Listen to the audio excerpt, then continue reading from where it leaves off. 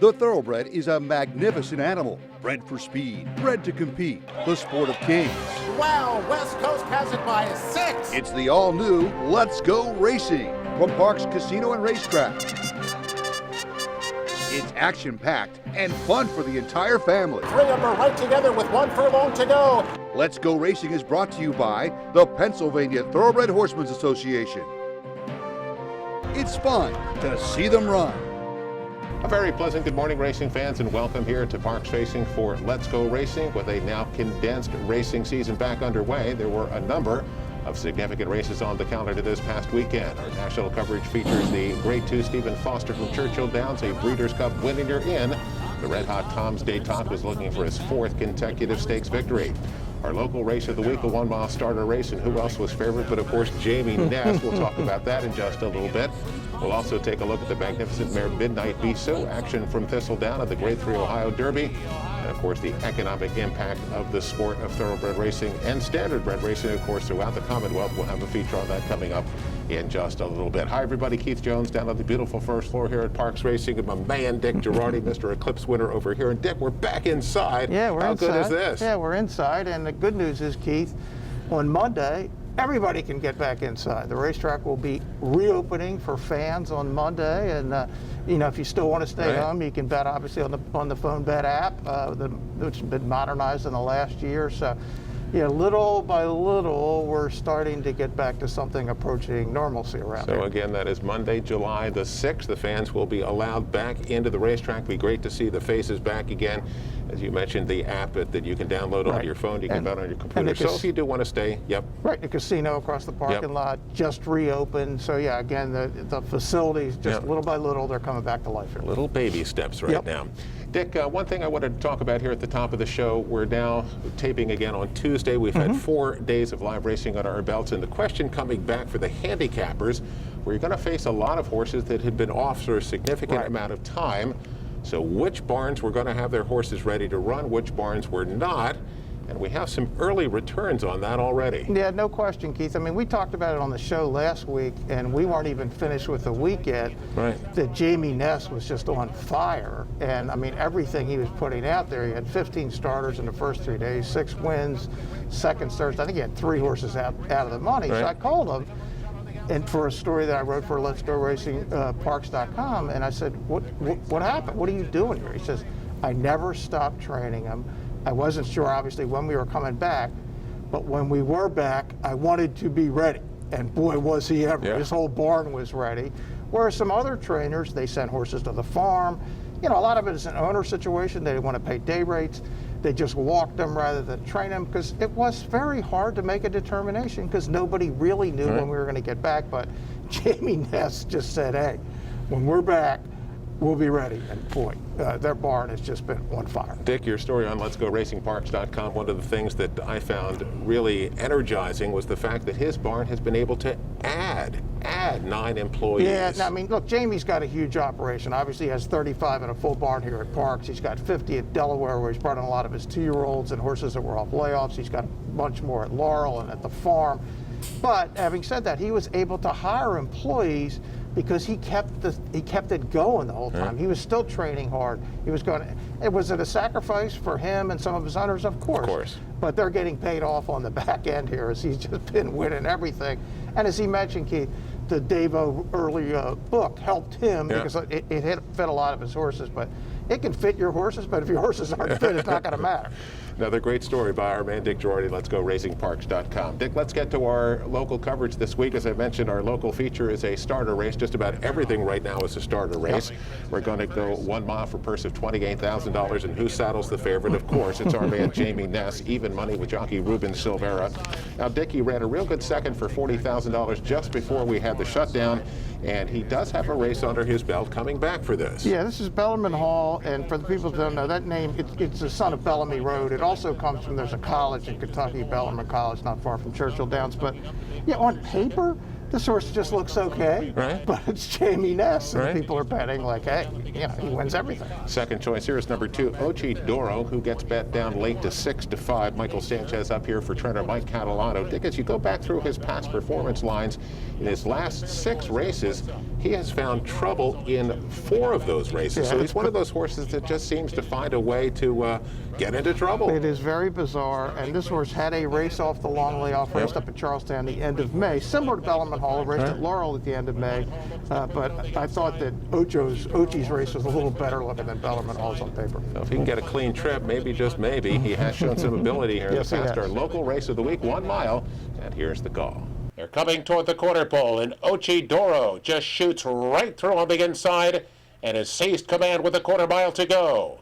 Ochi Doro, top of the stretch, a 3-length lead. Better Mind Hole is on the outside, and then Starling Prince, Peter G. Fox try to get involved late with a bid down at the inside. Ochi Doro comes to bid stretch. Well, Dick, we wondered might happen if Ochi Doro got a clean trip. Not only did he get a clean trip, but he got a great trip. And boy, when he made that run on the far turn, the rail opened up. He shot through there in a blink, drew off to win by 6, paid $4.60 to win. Good to see trainer Mike Catalano on the board. Now, it was very, very impressive. And look, this is a good horse, as you said, Keith. It just had a lot of trouble. Jamie Ness had to settle for second. All of his horses are running in the top 3. They might not all win, but get them in the exactas and tries. Well, it doesn't seem to be any surprise to the handicappers either, because they're all getting, everybody's getting bad out of that Ness bar. Let's get to our first break. We'll go back here on Let's Go Racing. We've talked about the economic impact, and it is significant of the sport here in the Commonwealth. We'll be right back after this. Pennsylvania horse racing and breeding delivers a $4 billion economic impact and employs more than 20,000 people in the state. Looking to join the thrill and excitement of thoroughbred racehorse ownership? Pewter Stable can get you started. With more than 25 years of experience under the leadership of Greg and Kate DeMasi, Pewter Stable is one of the industry's leaders in racing partnerships, winning hundreds of races and millions of dollars at racetracks all over the Mid-Atlantic, including New York. No markup, no management fees makes our partnerships unique and affordable. We are Pewter Stable.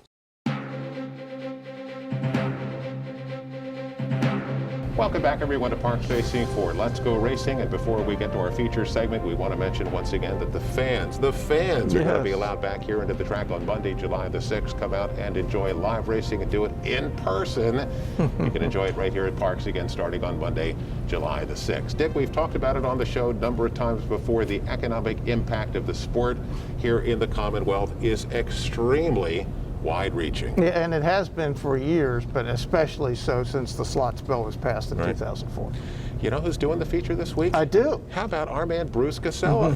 Here's more with Bruce. The Pennsylvania horse racing industry has a tremendous economic impact in the Commonwealth.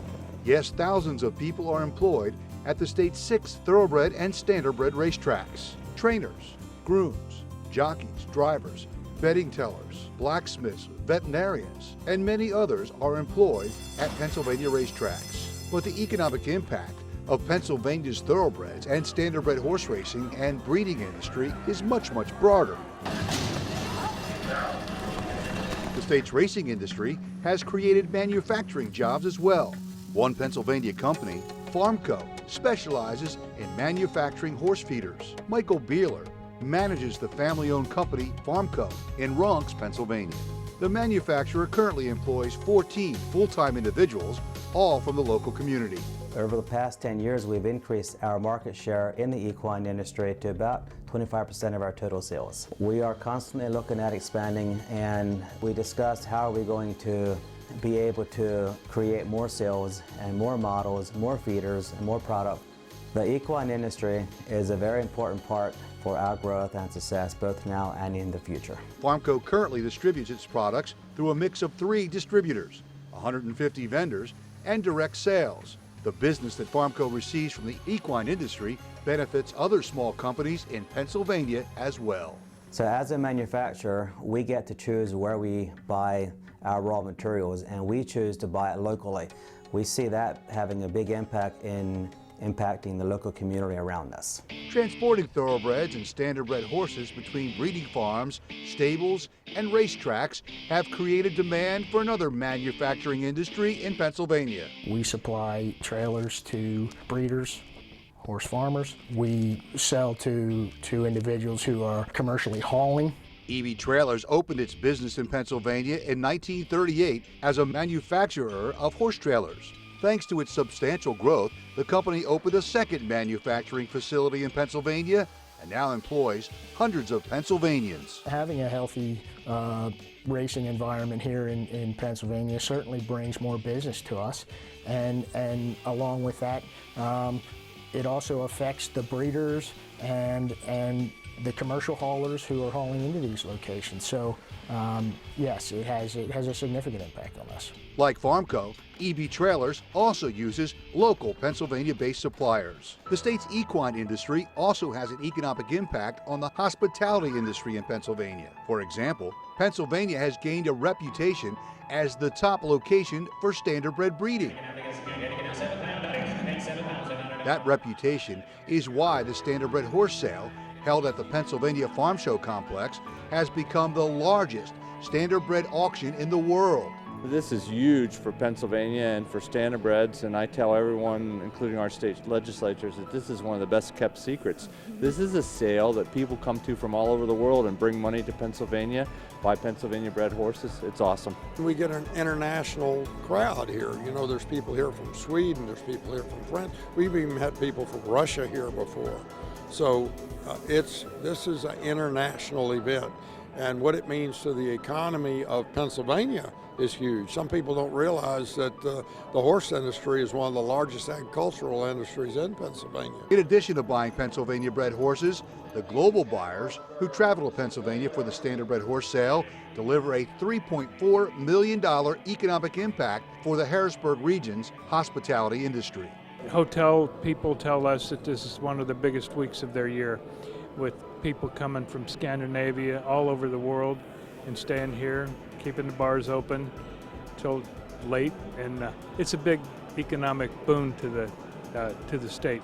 According to economic studies, Pennsylvania horse racing and breeding delivers a $4 billion economic impact and employs more than 20,000 people in the state. No matter what jurisdiction you go to, it's going to mean jobs. It's going to mean employment for people. But the economic impact and job creation is likely far greater. The equine industry supports hundreds of farms throughout the state that supply hay, feed, and straw. Pennsylvania's racing and breeding industry also has spurred growth for manufacturing and construction companies like Farmco, EB Trailers, King's Construction, and many others. So the next time you visit a racetrack, keep in mind that the racing industry is a major driver of the state's economy, with thousands of Pennsylvanians who rely on the continued success of horse racing for their livelihood.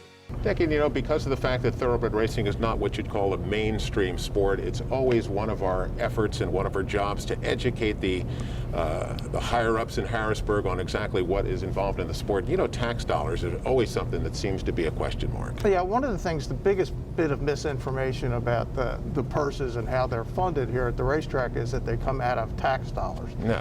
They do not. Act 71 back in 2004 mandated that a certain percentage of casino profits from slot machines would go to purses. The reason is everybody knew it was going to affect the betting handle when casinos came in, and it was horse racing that was ultimately the reason for the bill in the first place, because other surrounding states had slot machines, specifically West Virginia and Delaware. Well, Dick, let's get to our national coverage now. It's brought to you by Chapman Auto Group. Unless our emblem is on the back of your car or truck, you probably paid too much. Let's start at Churchill Downs. The Grade 2 Stephen Foster, 9 furlongs for $500,000. A Breeders' Cup Classic berth is on the line. The favorite is number 5, Tom's Day Todd at 6-5 for trainer Al Stahl. Dick, he is red hot. He's a Grade 1 winner, 10 for 17 lifetime, and there is not a whole lot not to like about Tom's Day Todd. Now, he is red hot. He's a 7-year-old, Keith, with 17 lifetime starts. So what's been happening? He just had one minor issue after another, but Al Stahl stayed with him. He stayed with him, and now he's getting a reward. This might be the hottest horse in the country. Second choice is number 6, By My Standards, who gets bet down to 9-5 for trainer Brett Calhoun. Dickey is now in his 4-year-old season. He was a promising 3-year-old, but he seems to have found his niche now. He has really improved here as a 4-year-old. Yeah, I bet a pretty big exacta maximum security to By My Standards in the Derby last year. And By My Standards just got eliminated at the start, and as it turned out, I'm glad he didn't finish second, because it would have been a nightmare, because I would have lost anyway. But yeah, he's been a perfect 3 for 3 this year. Won the Louisiana Derby, he's showing his talent now as a 4-year-old. Well, who's headed to the Breeders' Cup? Here's the call of the Stephen Foster. Pirates Punch heading to the backstretch run. Leads by a length in the opening quarter. Reasonable, 23 and 4/5 seconds. The pace is not fast. And Tom's D'Etat not far behind this pace, second and right there outside with 5 furlongs to go. A half a length back by my standards has moved up to be third outside. Alcatom is down inside racing fourth. Multipliers right there in the thick of it, running along in fifth and only 2.5 lengths off the lead. Then it's Silver Dust about 5 lengths off the leaders. Owendale starting to make some progress. Fearless is far behind. Round the far turn, Tom's D'Etat's coming after Pirates Punch. And these two knocking heads round the far turn. By my standards, looms in third outside. Asked to go now, but Tom's D'Etat willingly has taken the lead. Tom's D'Etat opens up to lead by 2. By my standards and Pirates Punch back it out second and third.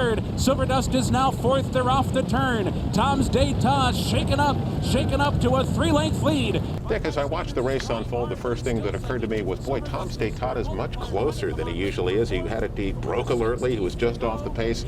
And Dick, he was clearly much the best. He went on to win by almost 5 at the end. That's now 5 consecutive wins, 4 consecutive stakes victories that are graded, $4.60 to win. And right now, he just seems like he's unstoppable. Yeah, and keep in mind, here's the time for a mile and an eighth, and the reason I'm going to give it to you is we're going to give you a time in a second for the next race, 147.30.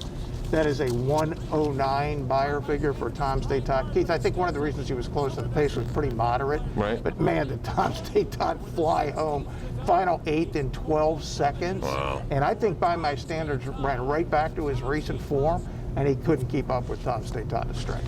So he's headed to the Breeders' Cup, and he is one of the top handicap horses right now. Al Stahl, remember, is the trainer who 10 years ago had Blame, who won the Breeders' Cup Classic, giving Zenyatta her only defeat. Well, let's keep it at Churchill Downs now. It's the Fillies and Mares in the Grade 2 Fleur de Lis, and Dick, they'll also go 1 mile and 1/8 here. And who's the favorite for Midnight Bisou?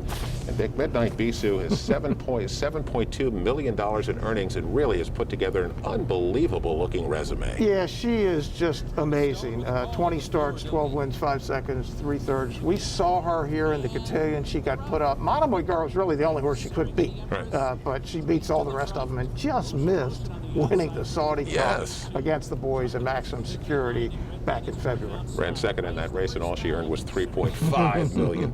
Dick, second choice, Serengeti Empress, who's 8-5 for trainer Tom Amos, and we have seen how dangerous she can be when she gets loose on the lead, and she has a chance to do that here. Yeah, she's clearly the lone speed. She's an all-or-nothing horse. If she doesn't make the lead, she just gets crushed. When she does, she is dangerous, but this is by far the best horse he's ever run against in Midnight Bisou. Well, she likes Churchill Downs as well, so let's take a look at the Fleur de Lis. Here's the call. Serengeti Empress builds a 3-length lead down the backstretch run. Motion to Motion is tracking from second. Midnight Bisou moves up to be third now. 5 furlongs to go and 6 lengths off the lead. And that is Chocolate Kisses down inside fourth in a strong outfield. 5 more back to go Google yourself, followed by another broad. Red Dane, the last of them all. 46 and 1/5 seconds. Serengeti Empress flaunting her speed in the Fleur de Lis, leading by 4 lengths on the far turn. Motion to Motion on the chase in second, and now Midnight Bisou starting to make her move. Here she comes, third outside. Midnight Bisou quickly closing in on Serengeti Empress. Serengeti Empress leads by 2. Midnight Bisou with a blitz on the far turn has rocketed to the front. Midnight Bisou takes charge off the turn. Serengeti Empress trying to salvage second for Motion to Motion. Another broad is fourth. There's 1 furlong to go, and Midnight Bisou bounding past the Twin Spires. 6 lengths in front with 100 yards to go. Well, Serengeti Empress did indeed get loose on the lead. Dick, you know what? It didn't matter. Boy, when Midnight Bisou moved, she moved decisively. She ended up going on to win by better than 8 lengths at the end, pays $3 to win. And Dick, boy, $7.2 million just went up. Yeah, I mean, she's really fun to watch because she just gives it to you every time out. And the thing, Keith, about this, why time does matter, this was a fast, early, slow, late race. The fractions were really fast, unlike the Tom's D'Etat race.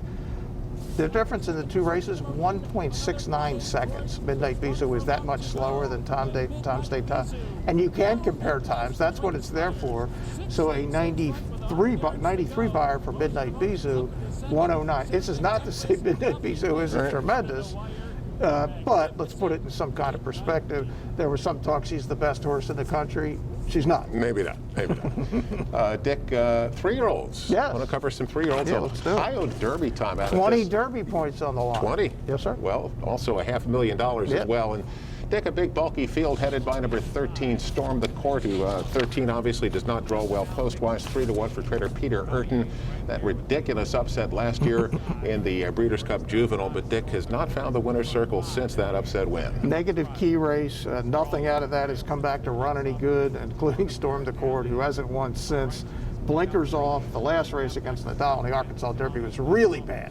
The horse is probably better than that, Keith, but this was on paper a stone cold bet against in the Ohio Derby. The negative key race. Yes, nothing is running out of it. Second choice here is number 6, Sprawl, who goes off 3-1 for trader Bill Mott. Tell us a little bit about Sprawl. Yeah, Sprawl is a classic Bill Mott, getting a little better, slowly developing.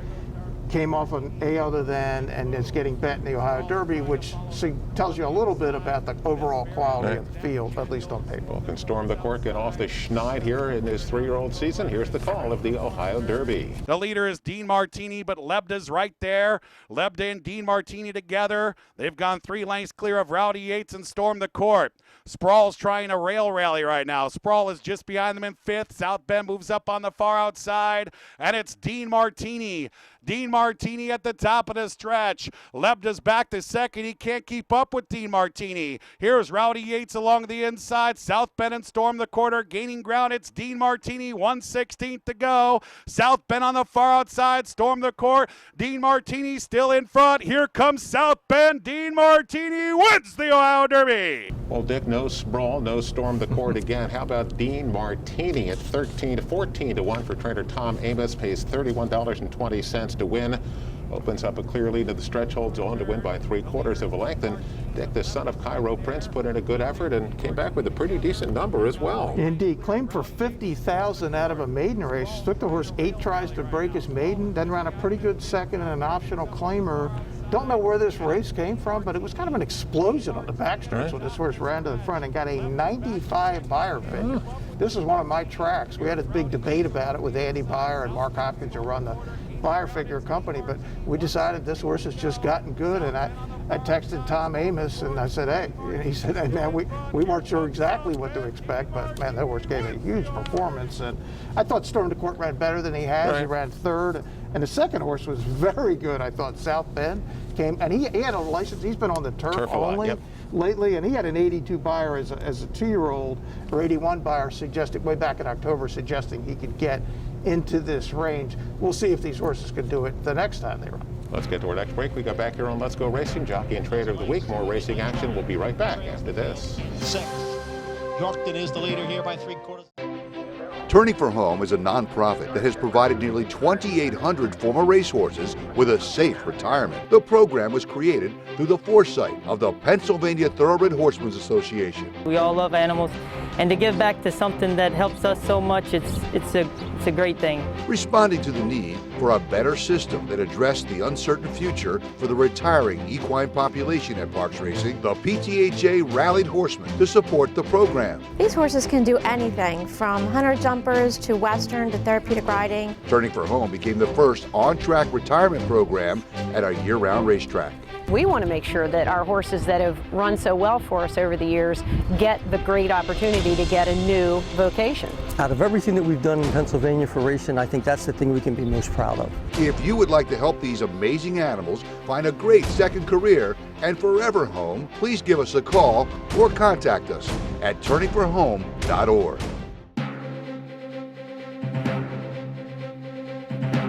Welcome back, everyone, to Parks Racing. Time for our Jockey and Trader of the Week, brought to you by the Standard in Retirement Programs, Turning for Home. Log on to their website at turningforhome.org. Dick, Jockey of the Week, a couple to choose from. I'm going to try Angel Castillo, who had a double here yesterday afternoon and continues to ride better than you think he might be. Angel Castillo is our Jockey of the Week. And how about Lou Linder? Got to mention Lou. He not only had a triple last week, but racked up another victory as well. So Lou's stable is also one to keep an eye on. Yeah, no, speaking of guys that had their horses ready when the meet restarted. but Lou was definitely one of them. Well, we could have given it to Jamie Ness, but we did last week, so let's go with Lou Linder. Let's get to our now race recap segment, Dick. It's of course brought to you by Peter Stable. Log on to their website at peterstable.com and don't become an owner yesterday. Do it today and do it at peterstable.com. Let's go up to New York, Belmont Park. It's the Grade 1 Just a Game. It's actually the Grade 1 Chad Brown here, Dick. It's 1 mile. Rare that you see two horses both at even money. Yep. Newspaper of Record, who figures to be in front. Uni, who is maybe the best miler in the world, but she's been off. Newspaper of Record loose on the lead, and Dick, they're not going to catch her today. Yeah, I mean, as a 2-year-old, she looked like the next grass superstar. Yeah. She just had a lost season in 2019 for some reason. Well, she's back and back in a big way. She said, Keith, she just walked to the front. Irad gave her a little bit of a break at the top of the stretch, and she just ran away from the field. Uni looked like a horse that needed a race, and Chad kind of said that she was probably going to be a work short. Right. So, yeah, Newspaper of Record back and back in a big way. Let's take a look at another race here on Race Recap, and it's the Grade 2 True North from Belmont Park, 6.5 furlongs for $150,000. Firenze Fire, who used to be trained by Jason Service, now into the Kelly Breen barn at 6-5.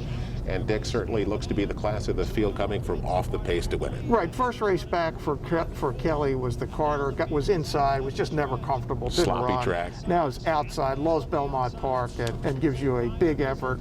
Couple of park sources in here.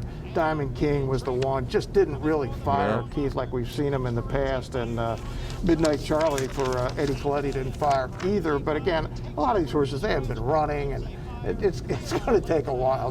Don't judge anything by a lot of these results. Keep it open mind here. Dick, Ion Racing, it's going to be up to Belmont Park again. How about the Grade 1 Met Mile? Yeah, how about the Met Mile? They've been running it on Belmont Stakes Day recently, but they thought they'd spread it out this year, and that's always one of our great races. A couple of long-distance races, the Manhattan on the grass, the Suburban on the main track. Another great day in this condensed season. Yep. And Dick, next Saturday, it's Saratoga. Saratoga, Yes. It's coming, it's back. Dick, do you think they'll allow any fans at some point during the season of Saratoga? I'm sure they hope so, but to be determined. You got it. Let's get to news and notes. Be right back after this. Did you know absolutely no taxpayer dollars support the Pennsylvania horse racing industry? In fact, racing generates $1.6 billion that pays taxes, creates jobs, and more, right here in Pennsylvania.